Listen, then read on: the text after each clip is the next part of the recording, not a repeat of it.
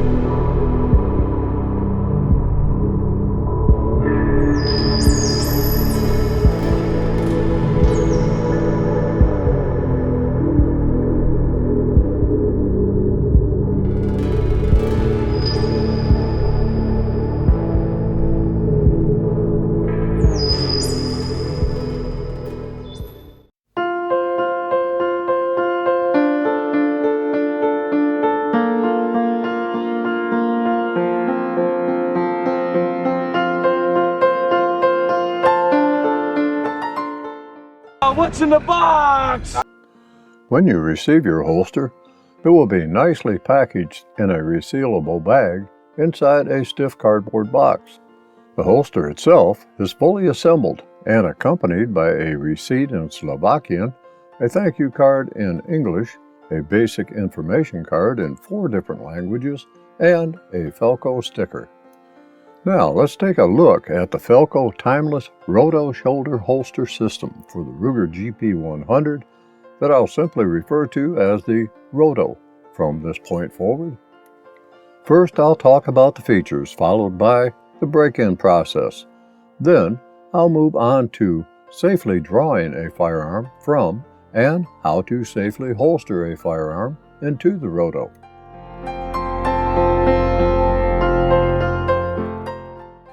The first thing that you will notice about the Roto is the thickness of the leather used for the holster and dual-speed loader pouch. Like the Ruger GP100, this holster is built to withstand just about anything you want to throw in it. The thickness of the leather holster support shell is 0.145 inch, as is the holster itself, as is the accompanying dual leather speed loader pouch. This is one heavyweight piece of work. The shoulder harness is of 0.865 inch or so, leather that is dyed in a different shade of color than the holster and speed loader pouch, but provides a nice contrast between the two. The holster and speed loader pouch are dyed in mahogany, whereas the shoulder harness is more of a medium brown. I could have ordered the system in black, but I felt that the mahogany would be a nice contrast with the stainless steel of the Ruger GP100 and the Smith & Wesson 686. With that said, the Roto is intended to be concealed, and what color it is really does not matter in the grand scheme of things. Mahogany is just the earth child coming out in me. Without a further peer into my psychology of things, why the Roto holster? The main feature of the holster is that when the retaining strap is unsnapped, the holster body swings outward on a pivot. Rather than lifting the revolver or pistol up and out of the holster, this pivoting of the holster allows for more of a near horizontal draw of the firearm. Many shoulder holster systems are of the break front design, as found in the Galco VHS 4.0 vertical holster system. With this type of holster, the firearm must be pulled up and through an opening in the front of the holster. The pivoting of the Roto holster simplifies the drawing of the firearm from the holster. When holstering the firearm in the Roto, it is simply pushed into place within the holster. Then the holster is rotated inward and secured into place with a retention strap. I'll talk about the draw and holstering strokes later. All stitching of the holster and speed-loader pouch is excellent, with heavy-duty stitching used throughout. The retention strap base is not only double-stitched, but epoxied for the strongest bond possible. Believe me, you will thank craftspeople at Falco for this when breaking in the holster, which I talk about later. As I mentioned earlier, the leather is thick. It is also very stiff. The dyeing of the holster and speed-loader pouch is very nice, with some variances in shade, which is normal with leather, which is not always consistent in color and texture, even after dyeing. The holster and speed-loader pouch are polished to a very nice semi-gloss sheen. Both the holster and speed-loader pouch are rough-in, smooth-out leather. The one beauty of stainless steel firearms is that leather holster wear is so minimal as to be non-existent. Blued or other finished firearms may show some wear after much holstering and unholstering with a leather holster, but it is a softer sign of wear as compared to Kydex or even hybrid holsters of the current time. Anyway, and before I get sidetracked with the virtues of leather holsters, let's get back to the Roto. All fasteners mounted on the holster and speed-loader pouch are heavy-duty and black, which lend to a nice contrast between fasteners and the leather, at least with the leather dyed in mahogany. The shoulder strap fasteners are also black and consist of Phillips head screws and accompanying Chicago-type nuts. The fasteners of the hub of the harness are black-coated rivets that allow straps to move within the hub. Each strap incorporates holes that are used to adjust the system to a person's individual wear preference. Some folks like shoulder system components to be low, while others prefer them to be high, or at least higher than low. The Roto has a pretty good range of adjustment for both height and cant. I prefer my shoulder system components to be as high and tight as comfortably possible. It allows me full flexibility of movement. To aid in preventing the system from moving about the body too much are two hold-down straps, one on the holster and one on the speed-loader pouch. Each strap is adjustable and is secured with the same black heavy-duty fasteners as is used elsewhere. Each strap is leather and dyed in the same color as the shoulder harness. What I like about this system is that not only do the hold-down straps secure the holster and speed-loader pouch, but they also keep my pants from lowering, as they would with a hip carry holster.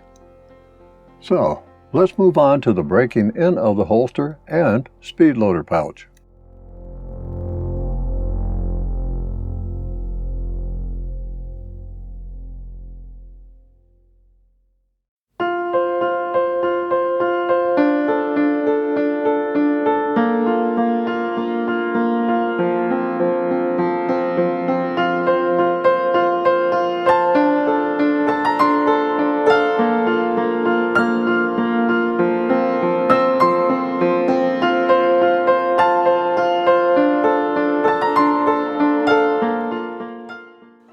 I have, only on rare occasions, needed to seriously break in a leather holster.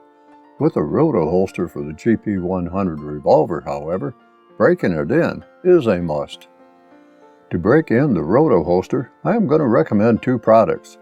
The first is to purchase the Premium Holster Care Kit that is available either through Falco Holsters or that online jungle store. The second product that I recommend is the Draw Ease product from Galco, which is available through Galco or also at that jungle online site. Both of these products will make the break-in process a bit easier. Let's talk about the holster first.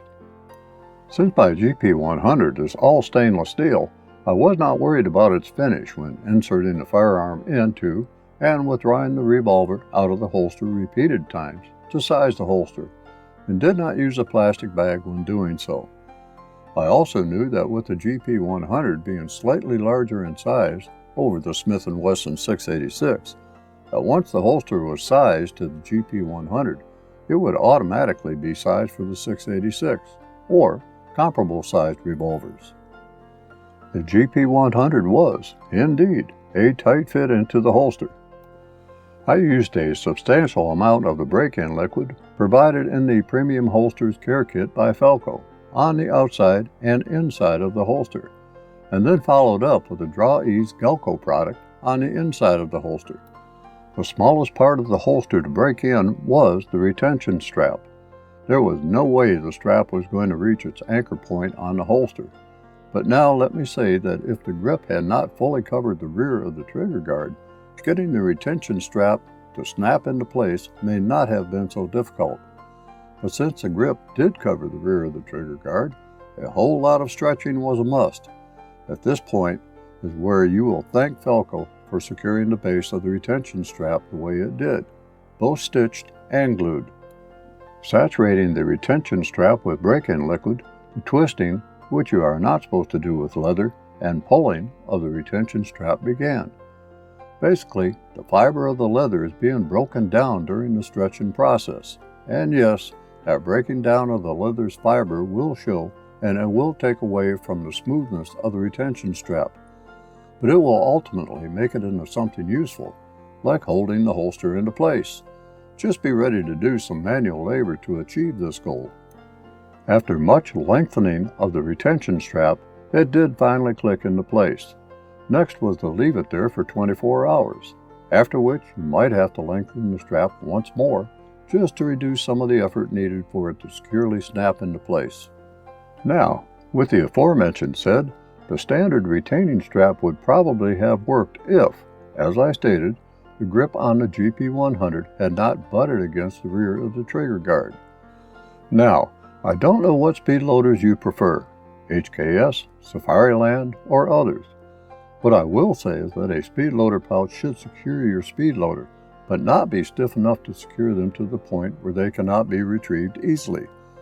The speed loader pouches on a Roto will result in you not only not being able to insert them, but lead you to look up new expletives in the dictionary to use as you try to extract them. I use two different speed loaders, HKS and Safariland. The reasons why are a good topic for a separate video. At 1.5225 inches, the Safariland speed loaders are thicker than the HKS speed loader, of which the thickness is 1.4220 inch. What I would recommend is that if you can find a short round piece of pipe, steel, aluminum, PVC, or whatever, of about 1.5 inches or so of outer diameter to break in the speed loader pouch, you should use it. I did not have such a thing, so I opted to use the Safariland Comp 2 speed loader to break in the pouches, as I knew that either the HKS or Safariland speed loaders would fit after I was through. Now, if you are not a patient person, find one who is that will do this break-in for you, because patience will be required. I heavily sprayed the inside and outside of both pouches with the break-in liquid, then followed up with a liberal coating of Galco Draw Ease to begin conditioning the leather to the harsh treatment it was going to receive. I had to force the Safariland Comp 2 speed loaders into the mouth of the speed loader pouches, then force them down even further to where the retention snaps would snap.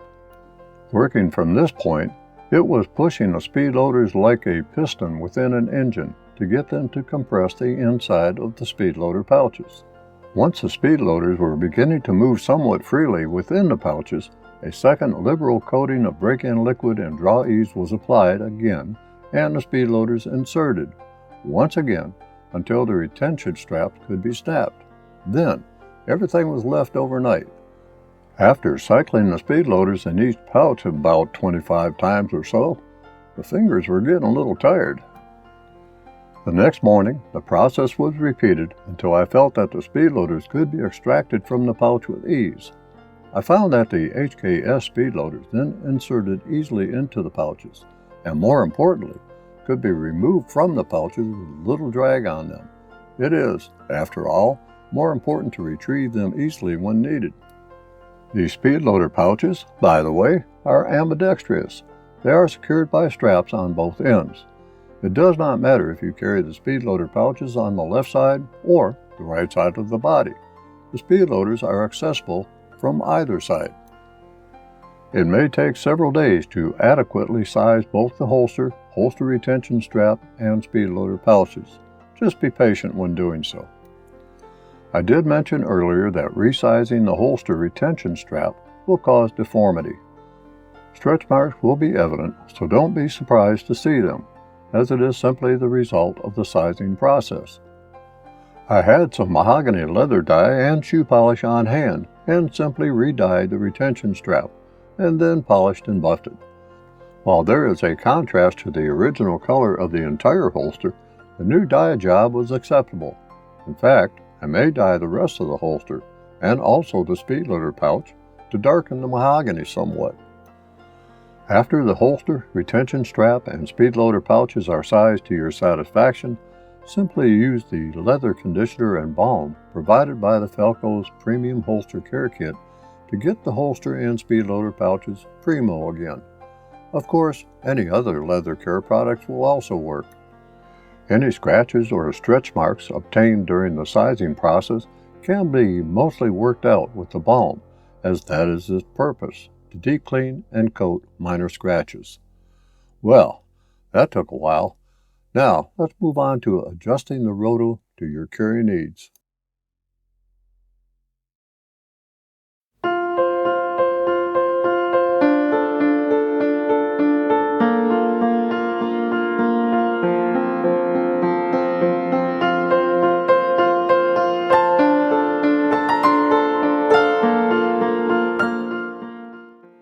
The Roto, as mentioned earlier, comes completely assembled. Your tasks are to get it broken in for your specific firearm and adjust it to your particular shoulder carry needs. The latter is what this segment is all about. As mentioned earlier, some folks will like their shoulder holsters loosey-goosey, while others like high and tighty, while others like somewhere in between. My preference is high and tighty, but no matter. This is about adjusting the system to your preference. The shoulder harness has a number of holes, of which are used to adjust the holster and speed loader pouches height and cant, which you can do using the provided adjustment screws and nuts. Adjusting and wearing the system may take several days of trial to get things where you want them to be. I like things close to the body, and therefore things are usually set high to get the holster and ammunition pouches close to my liking. I normally adjust the holster and ammunition pouches wearing a sweatshirt or heavy shirt at first. If the system feels too tight, it usually is adjusted properly when I wear a normal shirt, or, in most cases, a t-shirt under a normal shirt with one or more outer layers of clothes during cooler and colder months. I also adjust the system with the firearm unloaded and holstered so that maximum downward pressure is exerted on the harness. There is only one screw and nut provided for each strap, and here is where I make a recommendation. Purchase more. My minimum is 2 per strap, and I'll explain why a bit later. If the system fits in the beginning, then no adjustment is really necessary, but if it doesn't, say for example on a short or tall person, then this will interest you. I normally start adjusting with the holster side first. Remove the screws. Locate the front and rear straps to a hole that will provide the correct height of the holster and loosely attach the hardware. I normally use the first hole in the strap. Locate the hole that I want attached and then adjust the strap to that hole. There is also a retainer ring on each strap. Don't worry about that for now. Adjust the holster side straps. Try it on, evaluate, and readjust if needed. Do the same for the ammunition storage side straps. Adjust, try, evaluate, readjust if need be. I like a hint of forward cant for the holster and the ammunition carrier. It just makes reaching across the body to access gun and ammunition a tad bit easier. I normally adjust either the front or rear strap to provide the cant. If you happen to have a bit of excess strap, don't worry about it. I'll tell you what to do with that excess strap a bit later. Once you think that the rig is in place, try the tie-down straps. and adjust them accordingly. The tie-down straps are there to prevent too much movement of the holster and ammunition carrier, both outward and toward the front of the body, and, in my case, they are also used as trouser hangers. Keep my pants from slip-sliding away. Once you think that everything is as it should be, wear it for a week around the house. Leather stretches, and it will continue to stretch over time and wear, which leads me back to the additional hardware that I mentioned previously. Since I have more Galco shoulder systems than Falco, I also have a supply of screws and nuts for shoulder system straps. These can be ordered through Galco or through that Jungle website. I normally install a second set of hardware on each strap at the bottom of the strap at the mounting ring. Any stretching of the leather will then occur at the point where the holster and ammunition carrier is attached. The area between the strap adjustment point and the second lowered secured point will be unaffected. I adjust the strap retaining ring as close to the mounting point as I can. Pull the strap tight and use the second set of hardware to secure the strap at that point, with the mounting holes closest to the mounting point. While the second set of hardware may differ in type, Phillips or flathead screws, I am more concerned with function than with looks. Okay, we have break-in and initial carry and adjustments out of the way. Let's talk about the draw stroke and holstering with the Roto shoulder holster system.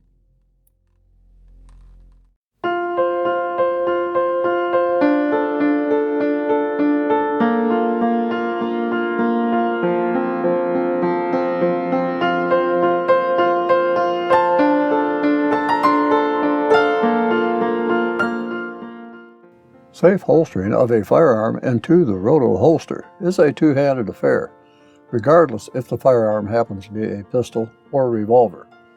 Pistols, like the safe-action Glock, or pistols without external safeties, are more prone to unintentional discharges with a vertical shoulder holster system. It all comes down to what you do with the retention strap.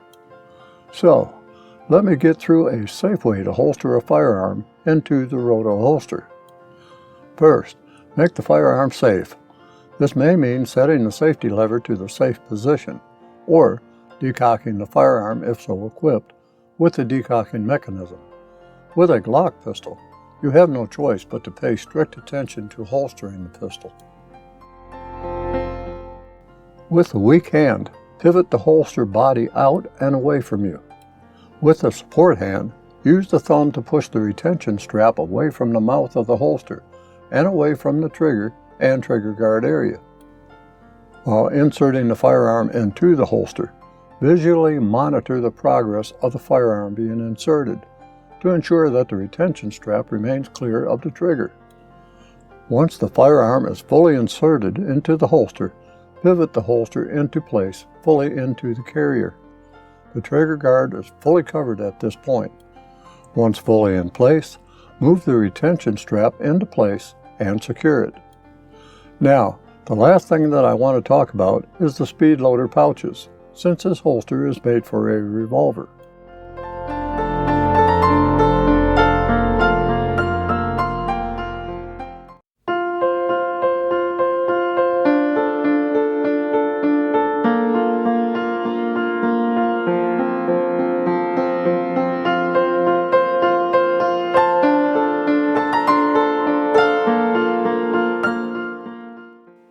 As mentioned earlier, I have two different types of speed loaders available to me, HKS and the Safariland Comp 2. Both have different methods of loading cartridges into a cylinder. With the HKS, a twist of the knob is necessary to release the cartridges. With the Safariland Comp 2, a simple push on the body of the speed loader is all that is necessary. The spring-loaded internal release hits against the cylinder body and the cartridges are released into the cylinders.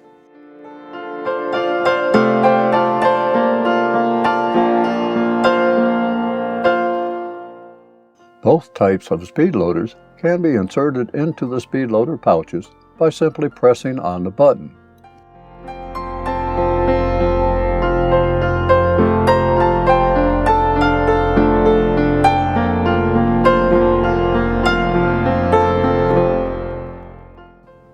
The speed loader unit is horizontal, which aids in accessing the speed loaders and keeps the speed loaders from falling out of the pouches when not snapped.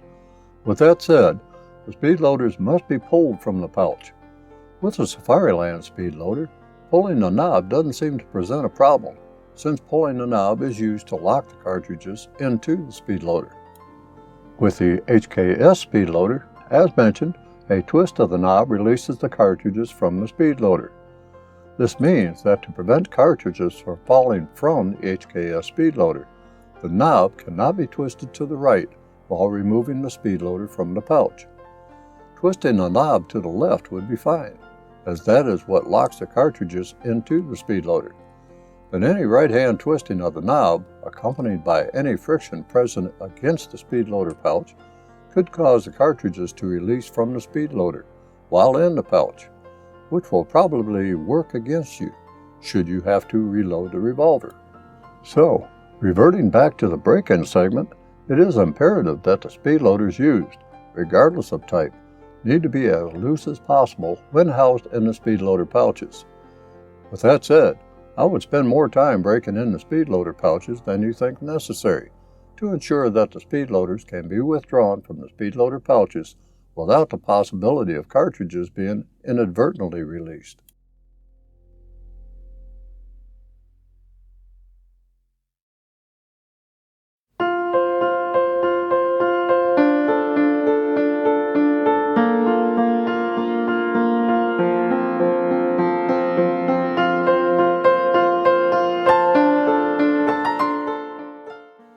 Alright, with features, break-in of the system, sizing to your carry needs, draw stroke and holstering of the revolver, and speed loaders out of the way, that brings me to the summary.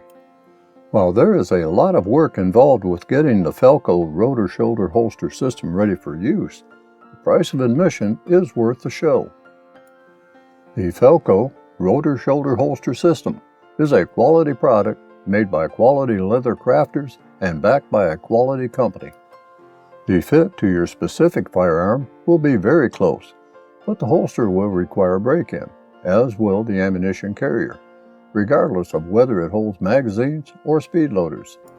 All in all, the Falco rotor shoulder holster system works well for me to carry my beloved Ruger GP100 or Smith & Wesson Model 686, or comparable size models with up to a 4-inch barrel. Is the Falco rotor shoulder holster system perfect? No, but what is? While looks is important, I am more concerned with function. There are some blemishes, but I have some of those myself, and I am perfectly functional.